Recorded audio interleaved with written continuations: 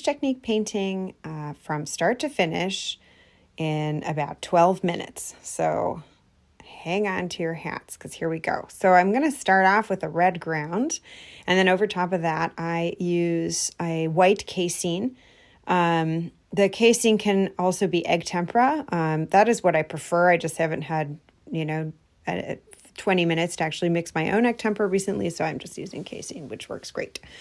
So I'm painting a little Batterfly for a local exhibition, and I am putting in some darks here. Now, I do this in various parts of layers and different paintings. You can check out my other videos for that.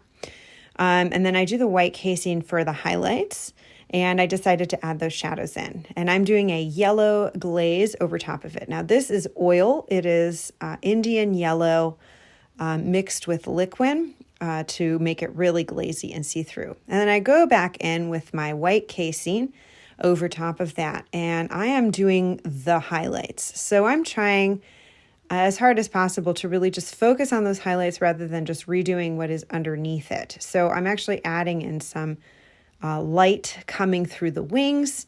It's good to have this kind of whitewash over some of the stuff, simply because what you're trying to do with this 3-color Mische technique is to create really unusual and interesting optical grays. And you achieve that by doing a red ground, a yellow glaze, and what you're seeing now is a light blue glaze. So this is actually Radiant Turquoise by Gamblin. I find it to be kind of a perfect color for this. I use it mostly for most of my paintings. And so I'm just making sure it's on there as smooth as possible. A little texture, little kind of variance in it won't hurt. But you can see it kind of creates a real unusual, interesting, opalescent sort of blue-gray color. And so I go back one more time with my white casing, and I do those highlights. But as you can see, it's not the same as what was underneath before. And it's almost like a layer cake. Each layer of the white casing is a little more refined than the one below it. So you're kind of building up almost sculpturally. And so I finished that. That looks great. Now I'm going in with my color glazes. I glaze the background in nice and green because this is a moonlit night. Of course, butterflies fly only in midnight on a full moon, naturally. So I am making sure that my colors kind of reflect that. So what I've done here is when you're glazing in kind of an intense color like red, you don't how do I say this? It will probably be very wet, right? But you want the chroma, the actual pigment, to really be on there, but you don't want it to be gloppy. So what I did there, which you saw real fast, is take a paper towel and just kind of take off some of that excess moisture from the glaze.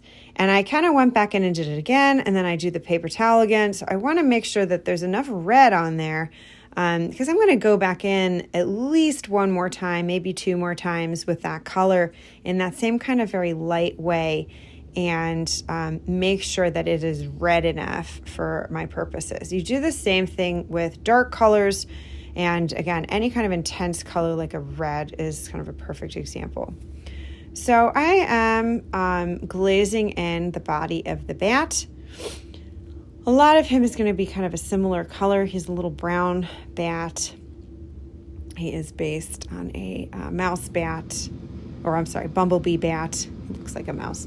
And I did the same thing with the paper towel there. So I want to be able to see, because this is a darker color, right? I want to be able to see all of that hard work that I have done underneath, right? You can still see my underpainting underneath. So it is very much a glaze, but I want to maintain the intensity of the color. So that kind of paper towel removal technique takes away the kind of gloppy wetness of the glaze while leaving a lot of the color behind. It's kind of awesome. So same thing, I'm just kind of putting in my first layer of color on all of the painting. It's instead of finishing one section of the painting, I find that it is best to work holistically. when it comes to color, because it's not direct painting. These are glazes. And so you're going to actually end up glazing a lot of the similar colors onto different parts of the painting to create harmony within all of the colors, and you get a much more chromatically rich color out of everything if you do it that way, rather than just trying to stick with this color goes here, that color goes there, etc. Apologies for that background noise and that last little bit there. My extremely loud heater came on. So that kind of black that I had done in the beginning there was just kind of placeholders. I wanted to see what it would look like visually, knowing full well that I would have to just kind of repaint them. But they kind of stay there enough through all this glazing process on the Batterfly's wings, so that when I am actually going to paint in those black parts, I will be able to see, what was underneath there, and can kind of follow that as a guide, while also clearly looking at my reference photo mainly as my main guide. So that is an interesting kind of point, like when you're painting something, like say a leopard or, a zebra or something that has, some sort of pattern after the fact of the fur.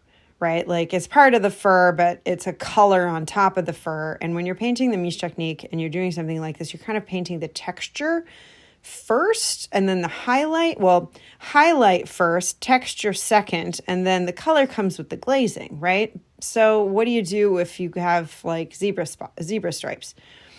What I like to do is kind of work in this sort of way where I have some of it marked out just to kind of help me see what's going on. And then I can go in and, once it's really ready for that final kind of detail of color, of pattern, of stripe, of, what have you, I can kind of lay it in at the end. And that's kind of one of the last things I do. I'm continuing to just really fill in the details here. So once my first layer of color is done on everything, I go back in and I do a shadow and a highlight glaze. So that shadow is going to be, something that makes sense with whatever color I am or whatever part of the painting I'm working on. Oftentimes the shadow is going to be the same color that I apply to most of the painting. That can come at either this stage or some other stage. Same with the highlight. And so I'm not doing the final highlight here. I'm just doing, the highlight, but it's not that kind of like chef's kiss final moment highlight, which is, again, the very end, last thing you do. And so I'm going through and I'm highlighting parts that are, obviously lit by the moon. So he's just a bit backlit here. And so I'm making sure that that color is coming through on the wings, because of course, the wings are going to be just ever so slightly see-through, not super see-through, but just a little bit. And then once that's done, I'm kind of going back and, adding in a bit more of some of that intense color in certain places in the wings, because this is, modeled after a sunset moth, and they just have extremely intensely beautiful colors in their wings, and I just want to make sure that I capture that. So my goal with color for Mische technique paintings is, my underpainting should work for me so much that I only need 2 glazes of color on top of that to be finished. I usually achieve about 3 color glazes with, 1 final highlight kind of color, which is barely a glaze really, but so like maybe 3 layers with maybe like a 4th And so, you know, you can get there. I like having kind of that as a goal, is just, you know, to make sure that I push myself as much as I can in my underpainting. And here we go. So I have now achieved what I want with the wings and their color, and they're ready to have all of the, you know, kind of incredible black patterning that they have on their wings. So I'm just filling that in. This isn't really a glaze, doesn't really need to be. You're basically direct painting at this point, but you know, it still, you know, maintains that luminosity because, you know, the color was glazed on, that light, that highlight from behind was glazed in.